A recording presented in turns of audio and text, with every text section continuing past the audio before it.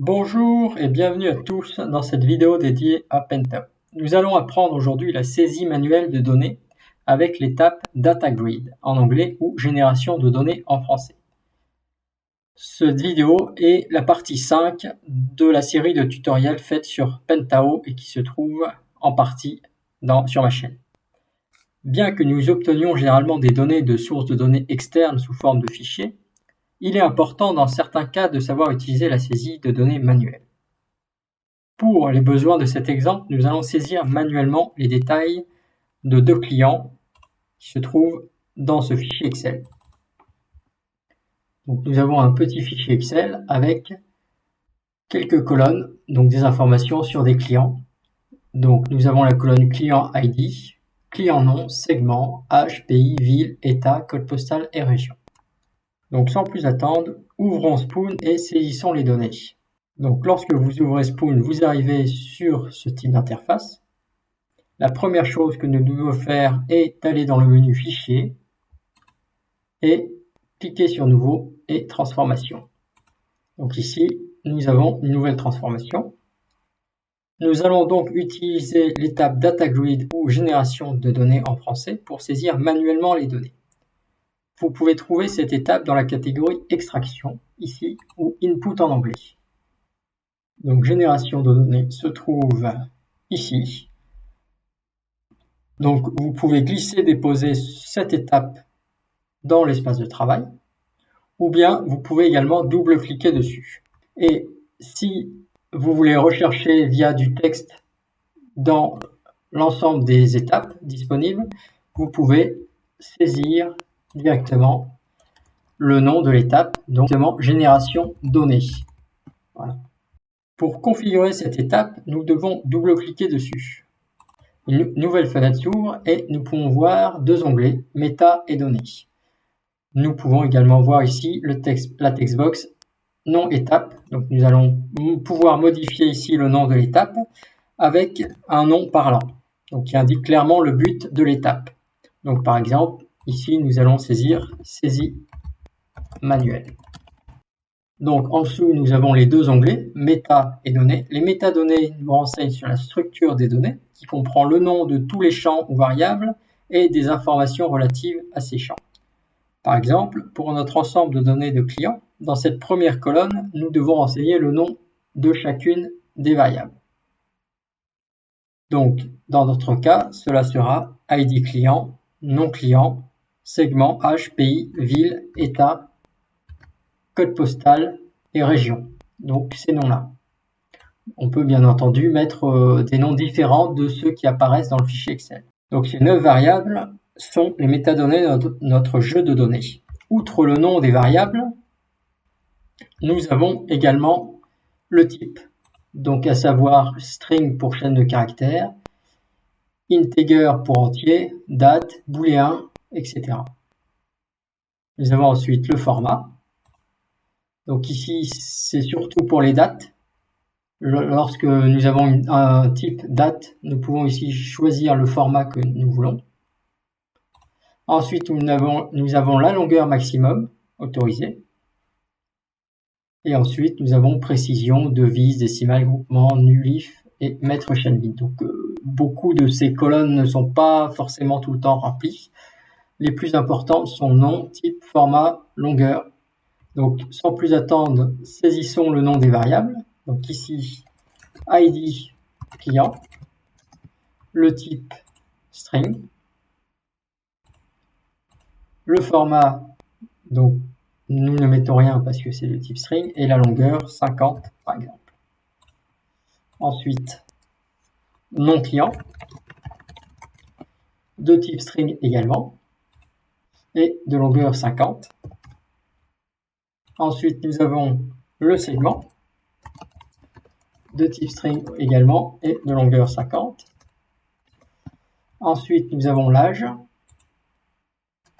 Donc là, généralement un entier, mais nous allons le considérer en type chaîne de caractères, car nous collectons habituellement des données de différentes sources et il se peut que dans certaines sources il y ait des erreurs. Typiquement, on pourrait avoir un stockage de âge sous la forme 20 en lettres, au lieu des chiffres de 0.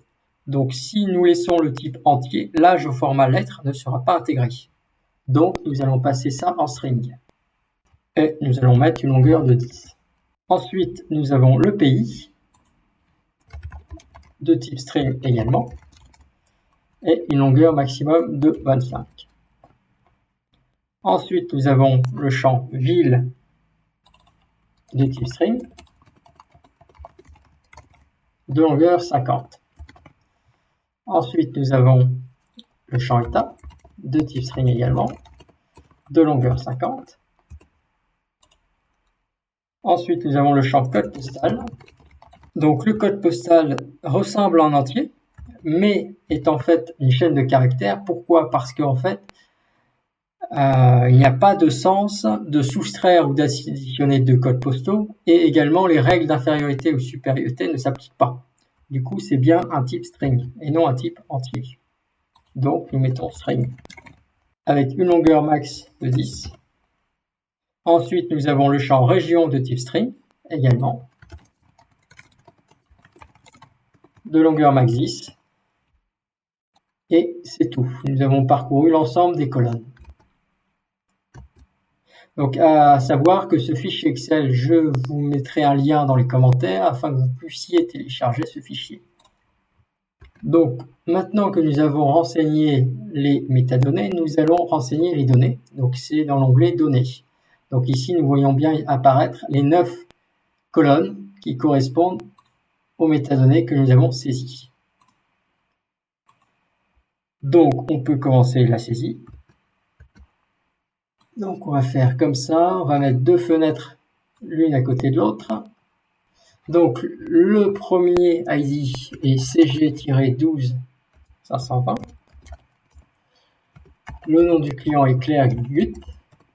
Le segment client fidèle. L'âge 67. Pays États-Unis. La ville Henderson. L'État Kentucky. Le code postal 42420. Et la région sud. Passons à la deuxième ligne.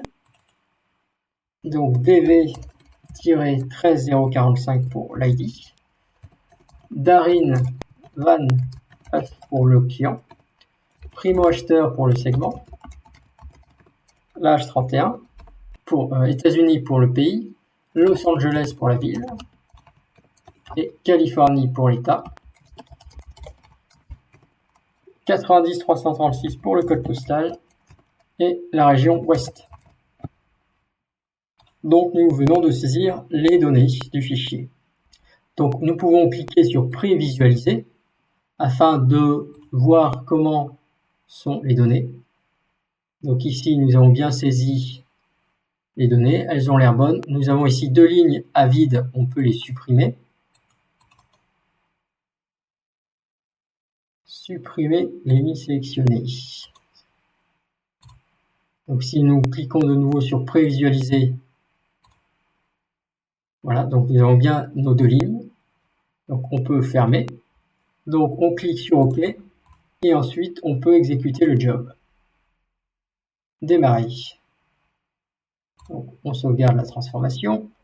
Donc, test 1. Enregistrer. Le job démarre. Donc ici vous avez les logs. L'exécution de la transformation a été achevée. Donc ici nous allons dans prévisualiser. Ici nous voyons bien les données. Donc nous arrivons à la fin de cette vidéo. Dans cette vidéo, nous avons vu ensemble comment saisir manuellement des données dans Pentao grâce à l'étape Data Grid en anglais ou Génération données en français. Dans une prochaine vidéo, nous verrons comment apporter des données depuis un fichier texte. Si vous avez aimé cette vidéo, n'oubliez pas de laisser un pouce levé, de vous abonner à ma chaîne pour plus de contenu lié au DataVops et de partager vos commentaires ci-dessous. Merci d'avoir suivi cette vidéo et à bientôt pour une nouvelle vidéo.